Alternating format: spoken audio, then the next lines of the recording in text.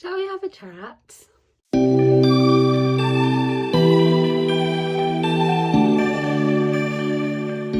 everyone, welcome back to the Open Book Podcast. I'm your host Ren, and on this podcast we talk about all things bookish. So I've already recorded this episode. I recorded this episode a couple of weeks ago, and in that episode I was very angry, and I shouted a lot and I swore a lot. Rightfully so, I think that anger has not necessarily dissipated. It's not something which I'm suddenly no longer angry about, but I do kind of want to talk about this in a calmer way. Kind of just shouting might not necessarily do any good, whereas I actually want to talk about statistics and influences and why this is something which is bad, because I genuinely think that there's a lot here which people can be educated on. I want to turn my anger into something productive and actually talk to people about why banning books is a bad thing and why doing this and the level at which this is being done is a bad thing. And I would like to kind of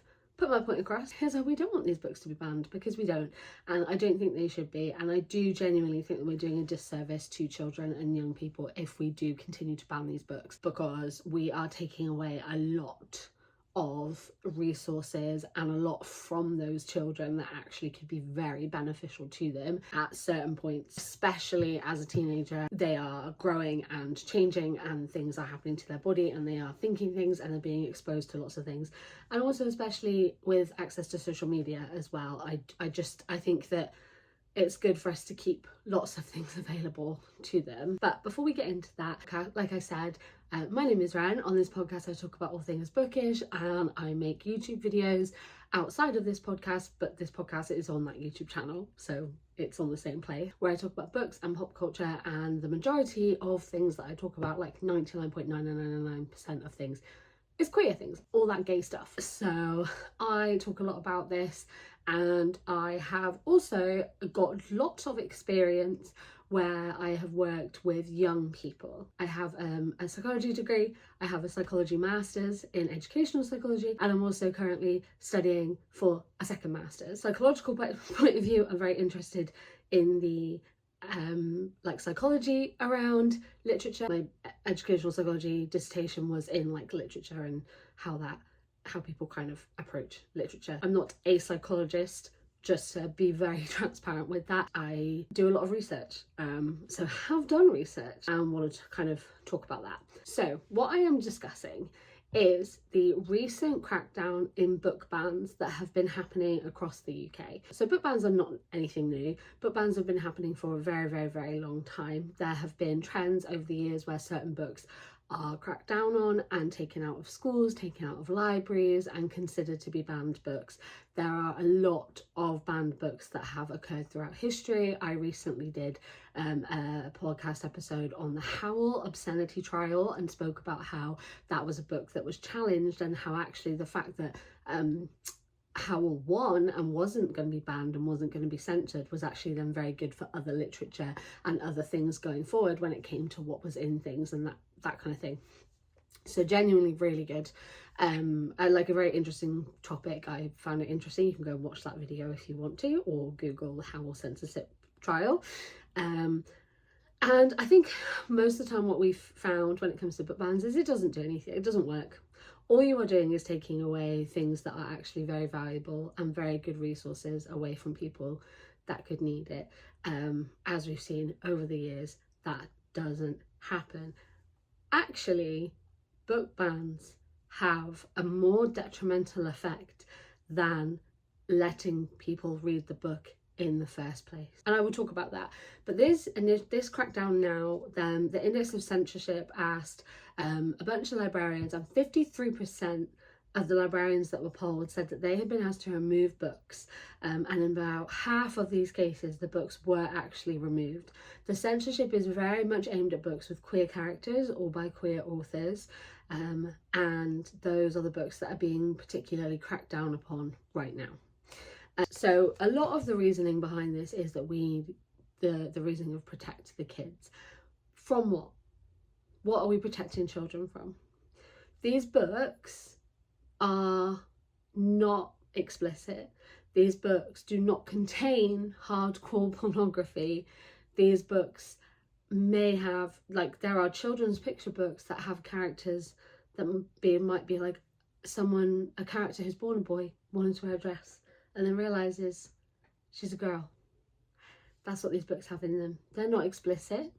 There was the issue with Grandad's Pride, and that was just Grandad at Pride. And just all the variety of Pride in itself and all the different people that are at Pride. There was not a breakdown of these people. There was not an infographic about what these people are doing or why dress a certain way and what that means. There was just a picture of what people look like at Pride, because that's something children are going to see.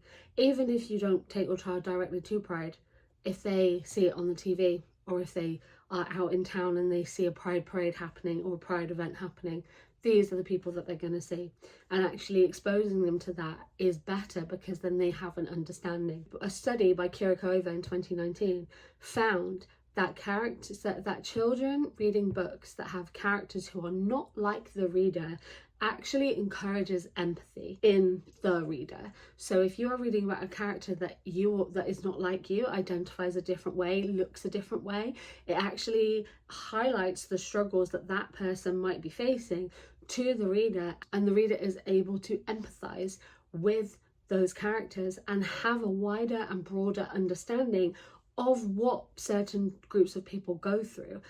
And I don't see how that's a bad thing. I think that's a very good thing, and I think that we should expose children to things as young as possible, obviously in child-friendly ways, but explain to them the differences in our society, explain to them about different groups of people so that they have an understanding, because I think that that's incredibly more valuable than having them be ignorant and think that and not be aware of just how varied our society is and just how varied cultures are and groups of people are. I think that's very, very, very important.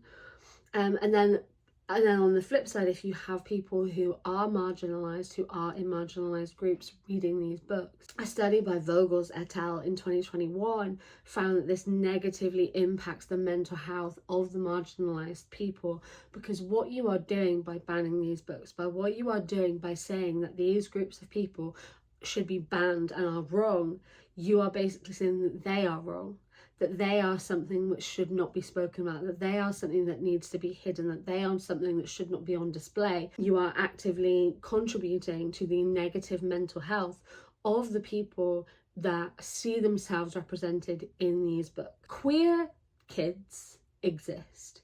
I know that that's something that people don't want to hear, but they do, right? You do not suddenly reach an age, it turns in your head. You're not born straight. Not everyone's not born straight.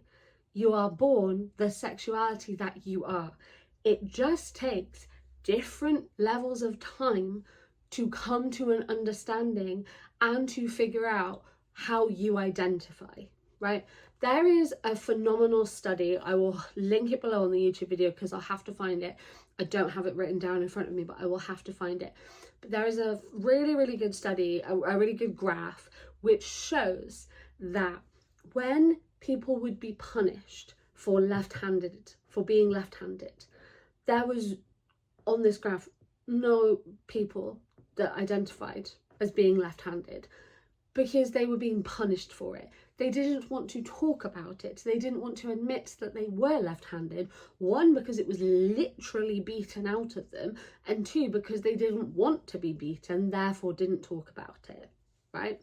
But now that's not a thing. So now if you look at the graph, it accurately represents the left-handed population, right? There's not suddenly an increase in left-handed people. They're just able to talk about it. And this is where I think people are misunderstanding why there is suddenly a lot more queer people, right? It's not because of media. It's not because of more books that have queer characters in them that are written by queer authors. It's because there are less discriminatory laws in a lot of different countries. According to the Human Dignity Trust, there are still 63 countries in which it's penalised. So this isn't everywhere, but in countries where being gay, being trans, being queer is legal and same-sex marriage is legal, etc., etc., that's happening more and more. There are more and more countries making these things legal, which is ridiculous to think that people had to be made legal, but sure. But anyway, more and more countries are making these things legal. People are feeling like they can be honest about how they identify. There are generations of people who had to suppress their identities because it was punishable in a variety of different ways. There are still countries where this will be the case because it is literally punishable by death. There's not suddenly an increase of queer people because of an increase in queer media and queer literature. There is an increase in queer people because people now feel like they are able to say who they are and live their truth. And that is what I think people are not understanding. Media does not make you gay, right? I mean, I only ever watched straight things when I grew up, and clearly it doesn't do anything. Watching something does not make you gay. Watching something does not make you trans. These are things that it doesn't suddenly miraculously mean that you are going to be that you are going to identify as that. If you are not gay or not trans or not bi or not a lesbian, etc., etc., watching these things, like I said before in the study by Kurakova, gives you more empathy. Reading these things makes you empathise with people, makes you empathise with the struggles that they may have. It's not going to turn you gay. Don't worry about it. Your child is not going to magically turn gay because of two boys kissing in a Disney film. Your child is gay because your child is gay. I'm speaking, of course, of Strange Worlds, where the main character's son had a crush on a boy. Flynn and Rapunzel entangled kiss more and kiss more deeply than what happens in Strange Worlds. But no one has a problem when it's Flynn and Rapunzel. No one wants to think about protecting the children, about exposing them to kissing when it's Flynn and Rapunzel. But when it happens and it's two boys, then we have to talk about protecting the children. Strange Worlds, the Disney film, is not in fact going to turn your child gay. Don't worry about it. The thing is if you as a parent are also actively telling your child, we're not going to watch this because there's queer characters in it, we're not going to watch this because there's a trans character in it, we're not going to do this, you're not allowed to sit in on that talk in school, even though it could actually be very, very beneficial, because sex ed and talking about bodies is very limited in school anyway, and there needs to be more understanding how to have safe queer sex, and there needs to be more understanding of the way bodies can change, and there needs to be more conversation around that, because it's very limited, and it's actually doing, I think, young people a disservice to not talk to them properly about these things. By you doing that, what you're actually doing is you're not protecting your child from anything, you're making yourself seem unsafe to your child. If you are saying you're not reading this because this person in it is gay, if your child then turns out to be gay, you are not going to be someone that your child wants to safely talk to, because you have already told them that being gay is wrong. So you're not protecting your child, you're making your child scared of you. You're making your child feel like they cannot talk to you, the person that they should be able to rely on and the person that they should be able to talk to, and you're making them feel like that's not the case. And we talk about protecting the kids, and like I said earlier, what are we protecting the kids from? Gay people? They're not the people that we need to be protecting kids from. What we need to be looking at is why the youngest UK rioter in the last few months was 11 years old. We need to be protecting the children who are using food banks, who are struggling in the cost of living crisis, who cannot afford school dinners. We need to be talking about the children who are victims of knife crime, but we also need to be talking about the children that are perpetrators of knife crime. In America, we talk about protecting the kids, but when the NRA is funding the pockets of politicians, you don't give a shit about the kids. Because if you did, things like Sandy Hook wouldn't be happening. And it is crazy to me that there is more emphasis on banning books, on banning literature, on banning resources which could actually positively benefit children, whether they identify as that or not, than there is banning weapons of the knives in the UK. That knife crime is all-time high. They've had to extend and change the rules for the knife amnesty to try and get more people to hand in their knives in the UK. That's what we need to be protecting the children from. We need to be protecting the children from the rising costs of everything. We need to be protecting the children for the cost of living crisis and the overcrowding in schools and the lack of funding in schools and the lack of funding in education and the lack of support in education. What we don't need to be doing is banning books, okay? Heartstopper being in your school library is not something which is gonna negatively impact your child. When I was at school, the things that were in my school library were things like Noughts and Crosses and Jacqueline Wilson. There were things in that where, you know, I love Jacqueline Wilson, I love those books, but there was stuff in Jacqueline Wilson that I remember reading and feeling very confused about and not fully understanding. If I'd had Heartstopper as a teenager, Charlie in Heartstopper is going through a lot of things with his mental health, and they have a whole conversation about how love can't cure mental illness, so let's sit down with your parents and actually talk about it.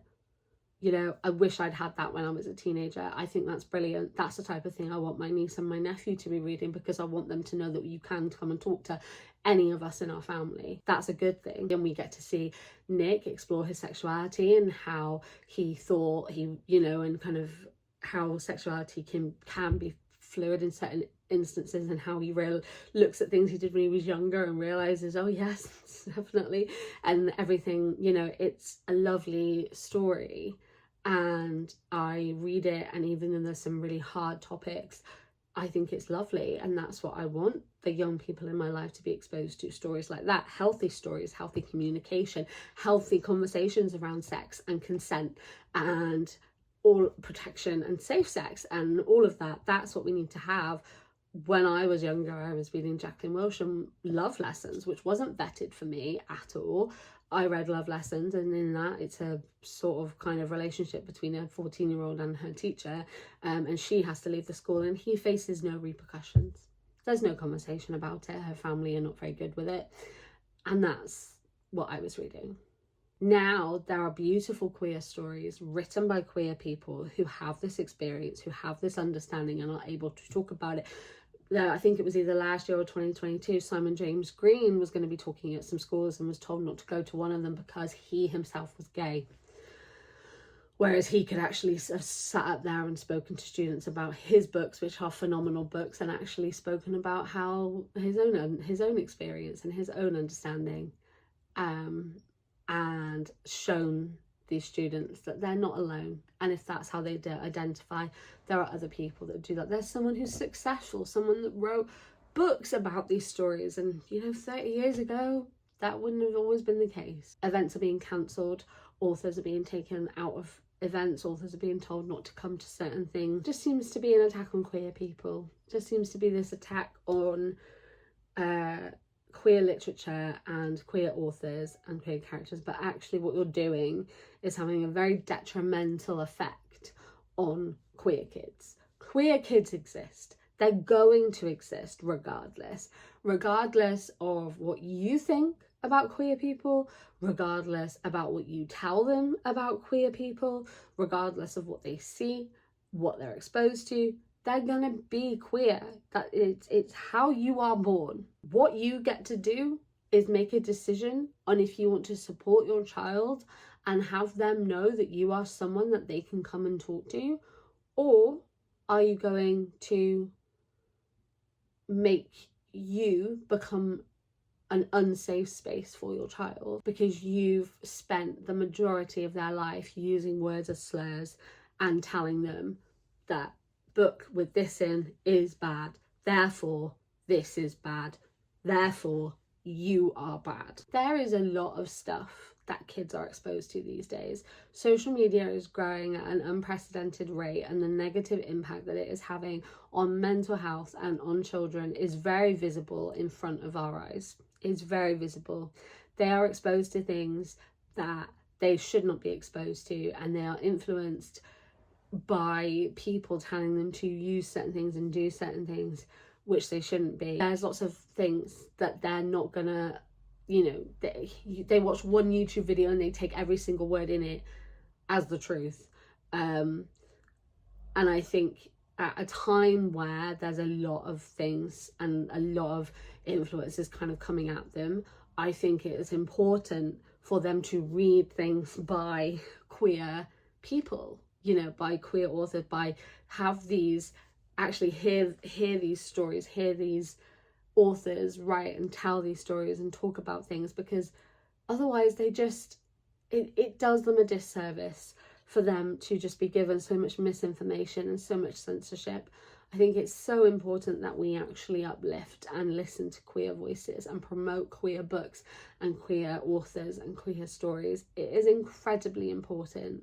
And as much as I think people they want to pretend that it's not the case, your child, they've thought about it. If they are some kind of queer, it's in their head. And it's up to you whether or not you want to give them a safe space, or if you want to make them feel like they are something to be ashamed of. And unfortunately, censorship and banning books is just going to do the latter. I think it's important to educate yourselves as well. If you're unsure about certain books, educate yourself.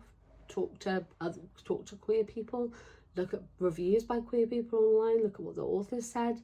Do your own research. Actually understand what it is that you want to censor them from, because I think a lot of the time people don't. Educate yourselves, understand, think about other, if you read a book and you think, actually I don't want my child to read this, then think about something else by another queer author that they could read. And I also think that misinformation that's on social media sometimes can go into the adults as well, and that fear mongering, that scaremongering can kind of go into the adults as well. I've seen it in a lot of stories by politicians where it's very clear that they do not fully understand what is happening, and what queer people are facing. Same with J.K. Rowling. I said I'm not fully going to be talking about her anymore. I've spoken about her enough, and she does not need people talking about her. But she's the same. She intentionally, she spreads a lot of misinformation, and I think at first glance it seems like what she's posting is scary and concerning, but if you actually do further research, a lot of what she posts is heavily misinformation. I wanted to talk about it because book banning is not going to help the situation. It just makes things worse. It doesn't do anything positive. It just has a lot of very detrimental and negative effects, and I think it's important to talk about that, and I think that it's important that we uplift and listen to the queer community. But that is just my thoughts and a couple of conversations about book banning and why I don't think it's very good. I think it's something that we should not be doing, because it's, like I said, if you guys are new here, then I make videos a couple of times a week about books and pop culture, and I also make this open book podcast, so all the information will be in the description on the YouTube video, so you can come and check me out. Follow me on other social medias. Let's talk about books and all these things. And if you guys are new here, then I really appreciate you taking time to like and follow the podcast on whatever platform you are listening on. It really does help me out. Thank you guys for listening. I hope you guys are doing really, really, really well, and I'll see you next time. Bye.